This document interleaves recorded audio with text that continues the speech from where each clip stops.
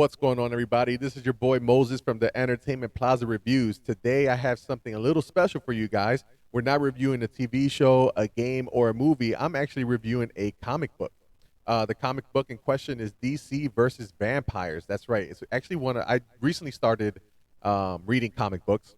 My cousin Rico has always been in them, and my brother Brian's been into comic books on and off throughout the years. So recently, I started picking up comic books, started collecting them, and one of the very first comics that I picked up was DC versus Vampires #1. I started reading it, and I'm really loving the premise of this book. So basically, as the title states, it's the DC universe versus vampires. Now, there's vampires that we know of and vampires that we never heard of, and then there's people in the DC universe that have been converted into vampires. So today we're going to go through books 1 through 4, and hopefully you guys enjoy them as much as I did. This book is written really well. And the art is freaking bananas good. So I really enjoyed it. But we're going to start with book #1. I actually have it right here.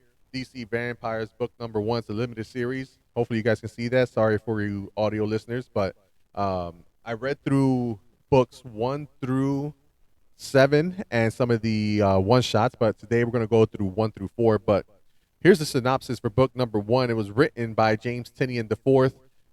It was penciled by Otto Schmidt, and he also did the inking and the coloring. But synopsis for DC versus Vampires book #1 goes a little something like this: tag team back again. Check. No, I'm just playing. So basically, let me pull that up here for you guys. So book #1, DC versus Vampires. A bandaged and fearful Andrew Bennett makes his way towards the Hall of Justice, while Green Arrow watches him in the shadows. As Andrew runs towards the entrance, the vampire is hit by a car and bursts into flames due to exposure to sunlight.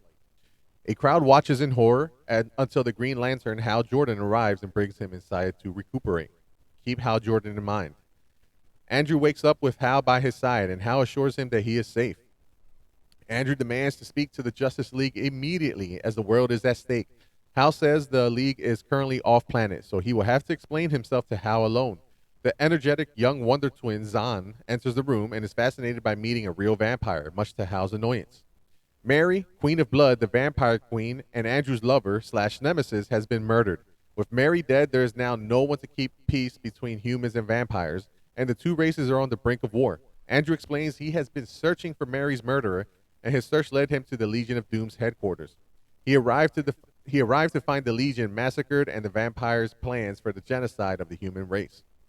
Andrew then encountered a grievously wounded Lex Luthor, who the vampires left alive to torture. Lex gave Andrew a syringe containing his blood and an address to deliver it to, and then asked, I'm sorry,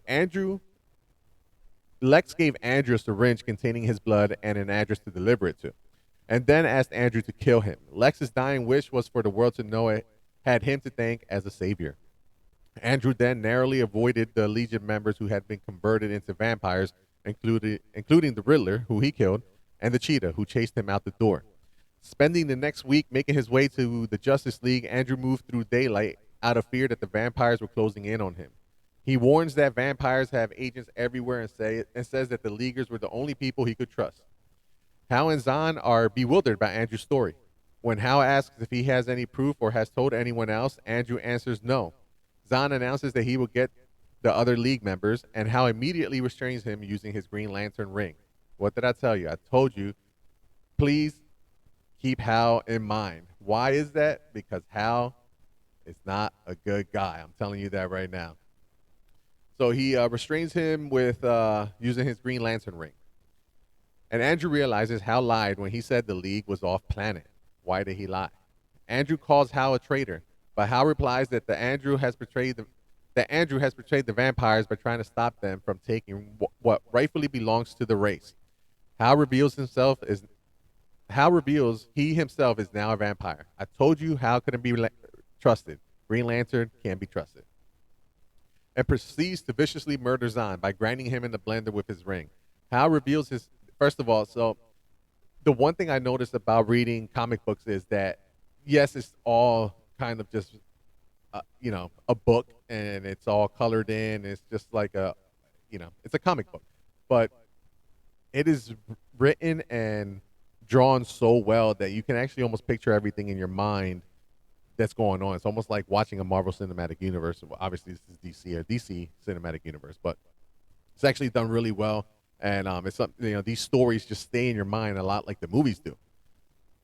But anyways, so he reveals himself to be a vampire and proceeds to viciously murder Zod by grinding him in a blender with his ring. Hal reveals his powers as Green Lantern grant him immunity to sunlight and kills Andrew by projecting a sun with the ring. Hal then calls his master to inform him that Andrew has been taken care of and disposes of Zod's remains. Aquaman walks in just as Hal finishes cleaning to inform him that Batman has called a meeting. Aquaman observes that no one has seen Green Arrow in days. That night, Batman arrives in the Batcave to find Alfred Pennyworth waiting for him. Alfred reveals that a nervous, bandaged man had arrived at Wayne Manor earlier that day seeking to speak with him. Alfred hands Batman a note from that man, Andrew Bennett, and holding the syringe says that he wanted Batman to know that Lex Luthor might have just saved the world. So yeah, it's actually it's crazy because you're reading these books. So I got this book early December, I believe it was, when it first released, and you finish reading it. It literally takes 10 minutes to read the book. So I read it 2 or 3 times just so I can see if I missed anything. And you have to wait a month for the next book to come out. So I actually waited a few months before getting the rest of the books because I didn't want to wait for a month to continue reading this stuff. So um, book number one is absolutely amazing. I hope you guys enjoyed that one. But we're going to go ahead and move on to book number two, I believe it is. DC versus Vampires number two. Let me bring up the synopsis here for you guys real quick. That one is called Blood and Sand. This one's written by, let's see if I can see it here, Tinian, Rosenberg, and Schmidt. Here's the picture of number two. You guys can see it, hopefully. Yeah, there you go. It's also up on the broadcast here.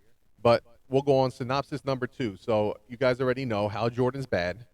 He is a vampire, and we still yet don't know who the vampire leader is that killed their former leader. And then we know that Batman got the note from what's his face in the first one. I forget his name already. Wow, I got a bad memory. But yeah, he got the note saying something's going on with the rest of the vampires. So here goes synopsis for Blood and Sand. So after the Green Lantern turned vampire, Hal Jordan kills the powerful necromancer Anton Arcane. He hears a voice, the voice of his master. The master tells Hal there is a problem, Andrew Bennett, though Hal has already killed him.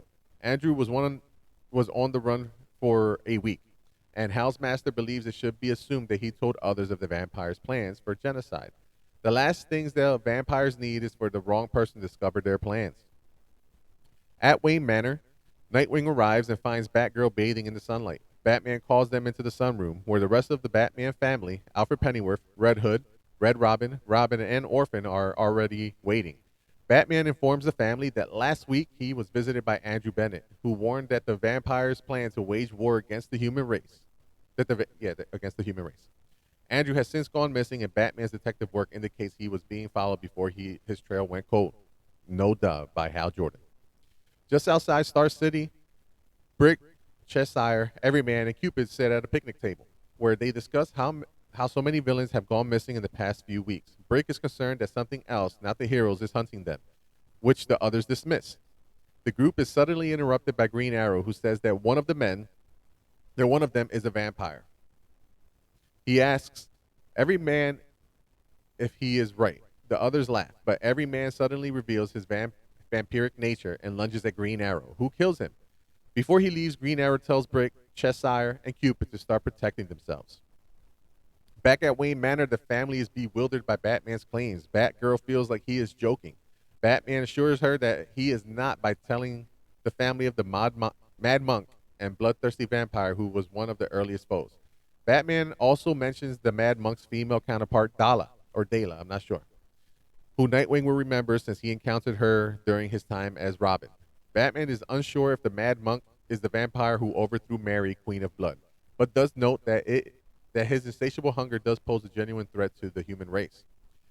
Batman says that the best the family can do now is deduce who the vampires will go after next. The vampires will hunt the metahumans and target villains first.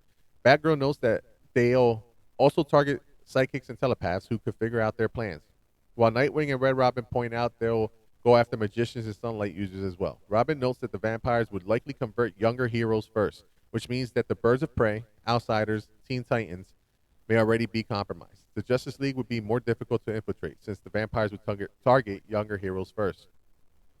At the Hall of Justice, the Wonder Twin Jaina runs in crying. Zahn has been missing for days, which is the one who got essentially put into the blender. And Jaina can no longer feel him. Hal offers to help her find him, but she runs off in tears after Booster Gold suggests that Zahn was tired of being felt by his sister. The League admonishes Booster Gold for making such an insensitive comment. Back at Wayne Manor, Batman reveals he has mixed everyone's drinks with holy water and had them meet in the sunroom to ensure that none of the family has been converted. Since no one, that's why he's the greatest detective ever, right? He knows what he's doing. Since no one has burned up, Batman finally allows them to come down to the Batcave, where he makes everyone hold a crucifix as a final test. Everyone passes, so Batman reveals their new vampire hunting equipment. Nightwing is surprised by the sudden change in methods, but Batman points out that since the vampires are undead, the family will not be foregoing their no-kill rule. Afterwards, Alfred brings Batman some dinner. Alfred drinks the holy water laced tea to show Batman that he remains human, while Batman acknowledges that not having him drink it at the same time as everyone was an oversight. He already had the boiler blessed. Alfred asks why Batman did not tell the rest of the family about the vial of Lex Luthor's blood Andrew gave him. Batman says that doing so now would have been too much of a gamble, considering that the entire race is at stake. At night, Hal meets with Barry Allen at a beach. The two sit down, and Hal confides to Barry that something bad is about to happen. Barry assures Hal that he trusts him, and that if something bad happens, he will always be on his side. Hal then says that something good happened to him and proceeds to restrain Barry. Hal reveals that he wanted to convert Barry, but his vampire master believes that his powers would have made him unsuitable as a vampire. Hal brutally murders Barry by snapping his neck as he looks away. A bloody tear falling from his eye, he mourns Barry, having wanted to conquer the world by his side. So Barry and Hal were best friends. Instead of turning him into a vampire, he just brutally kills him, which is absolutely nuts. But yeah, that was book number 2. So as you can see, Batman now is trying to figure out who may have turned into a vampire, who's still human, who's on his side, who's his enemy.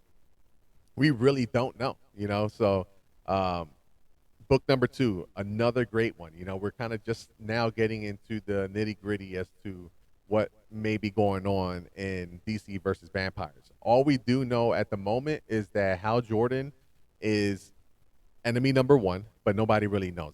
Everyone that does know is dead or is undead as a vampire. So we're going to move on to book number 3, DC versus vampires. Crazy good cover. It kind of gives away a little bit, but as you can see, Wonder Woman there does become a vampire in this book. So book number 3 is called Trust. Excuse me. It is called Trust No One. And it goes a little something like this. The Justice League finds the Flash's mangled corpse on the beach. Hal Jordan messed him up. As they mourn, Wonder Woman vows to find whoever killed him. While Batman refuses to share his theories, the Green Lantern, Hal Jordan, orders Wonder Woman, Plastic Man, and Superman to find Barry's rogues. He's the one who did it, so keep that in mind. Aquaman to search the nearby ocean for clues, and Martian Manhunter to coordinate with the authorities. Before Hal can give him orders, Batman declares he knows what to do and stays behind on the beach with Jaina. In Gotham City, the Ratcatcher struggles with a man until Batgirl intervenes, thinking Ratcatcher is assaulting someone. However, the man reveals himself to be a vampire and attacks. The vampire says that although the vampires have been ordered not to touch the Bat family, he will simply lie that he acted in self-defense. Before the vampire can kill Batgirl, Nightwing stakes and destroys him.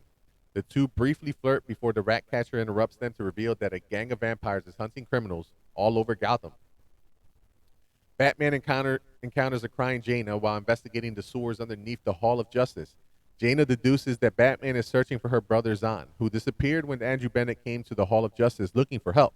But Batman reveals that he found traces of Zahn and Andrew's DNA in the Hall Infirmary, and that whoever killed them tried to clean up, but was sloppy. That was Hal Jordan.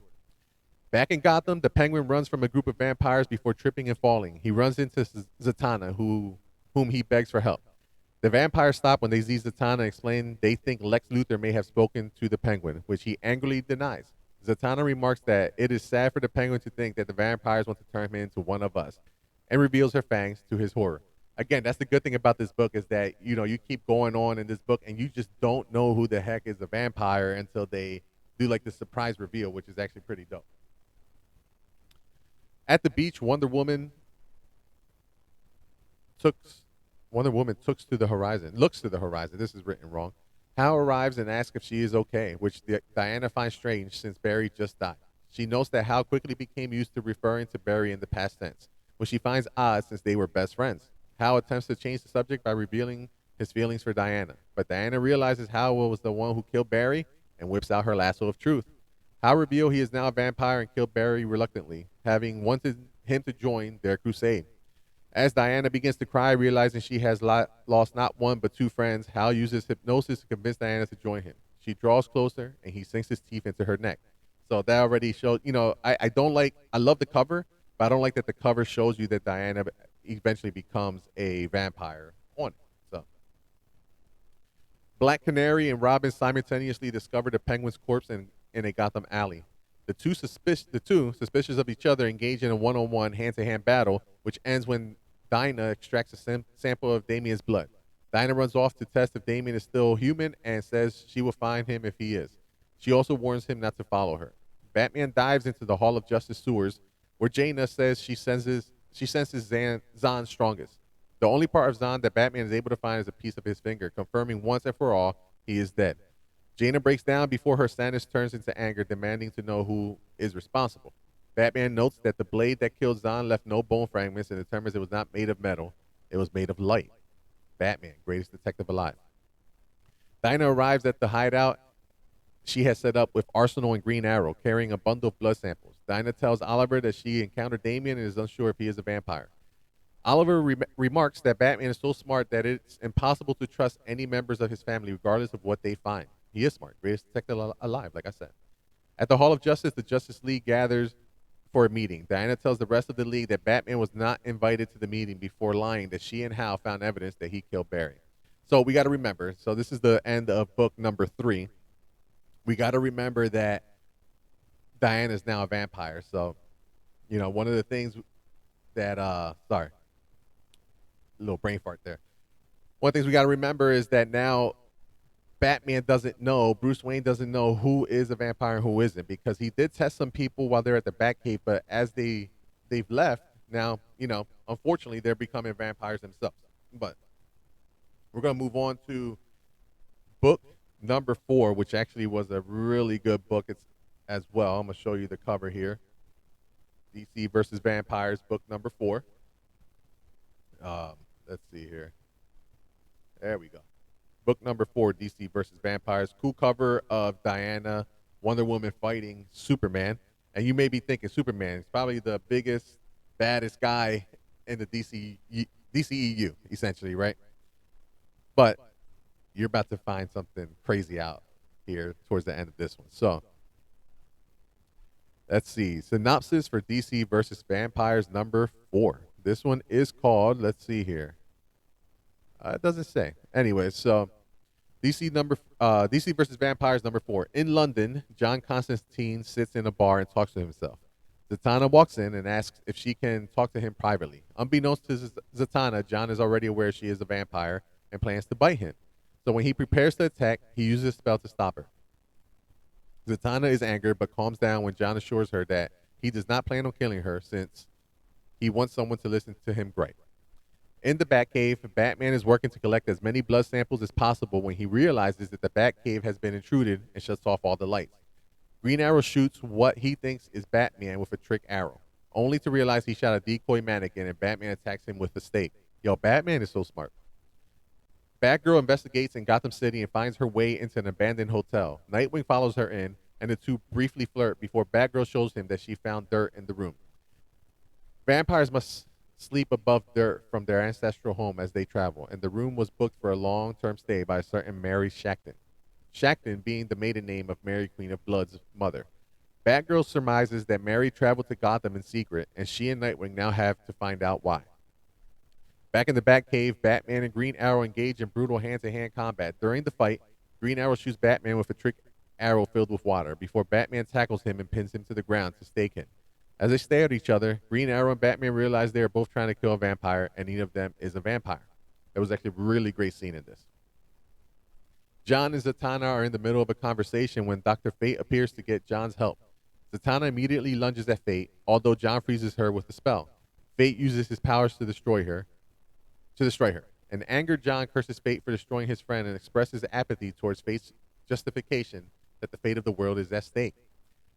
Batman asks Green Arrow how he learned of the vampire's plans. Green Arrow explains that he captured a vampire Clock King and, despite Clock King's unreliability, was able to determine that there was a vampire conspiracy that ran deep. He began tracking villain movements, which led him to Gotham, and rumors that a hero had been turned caused him to assume that Batman was a vampire.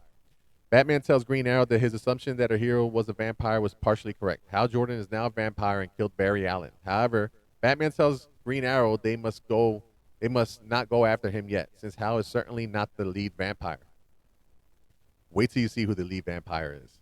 I'm not sure if it's in this book. I don't remember, but we're going to get through books 5 through 8 soon. The one-shots and the one Robin one-shot is really good too. Back in Gotham, Red Hood and Batgirl fight a legion of vampires led by Gorilla Grodd, one of the vampire generals, in an office building. Grodd attempts to throw Red Hood out the window, but Batgirl barely saves him and Grodd escapes. Red Hood asks Batgirl if she found any evidence, and she reveals one of the Joker's playing cards, with giant fangs drawn on it. Batman and Green Arrow look over potential suspects on the Batcomputer when the Batcave's intrusion alarm rings. Green Arrow is relieved to see it is Wonder Woman. But Batman realizes she is a vampire when she claims that Barry's death is not Batman's fault and that he is sick. Hal also appears before a massive alarm goes off and the entire Justice League of America makes their entrance. Batman and Green Arrow realize that Hal and Wonder Woman have tricked the entire Justice League into hunting them, and a fight breaks out. So this fight is freaking awesome, and they kind of leave it in a cliffhanger. I'm going to leave it at a cliffhanger as well. What happens to Superman? Who's the lead vampire? It might not be who you think. But, yeah, definitely feel like this is a book that you should pick up. If you haven't read it, you can definitely find it on YouTube. All the footage you're seeing right now on the stream is from YouTube, so you can read the whole thing there. But, yeah, this is DC versus Vampires books 1 through 12. I really hope you guys enjoyed it. We're going to go through books 5 through 8 here soon. I believe they only released up to 7 so far. So once 8 comes out, I'm gonna read that one. We'll go through books 5 through 8 and through the one shots as well. So, but yeah, hey, look, you're watching on Twitch.tv/The Entertainment Plaza. This will be up on YouTube.com/The Entertainment Plaza very shortly, and it'll also be on podcast services around the world. So that will be Stitcher, Apple Podcasts, Spotify, which is my favorite, Spotify. But yeah, guys, also find us on Instagram, Facebook, TikTok, Twitter. We're on all those. So we'll be putting a bunch of shorts up here shortly today. But once again, I'm Moses with the Entertainment Plaza. I appreciate you guys tuning in. Peace.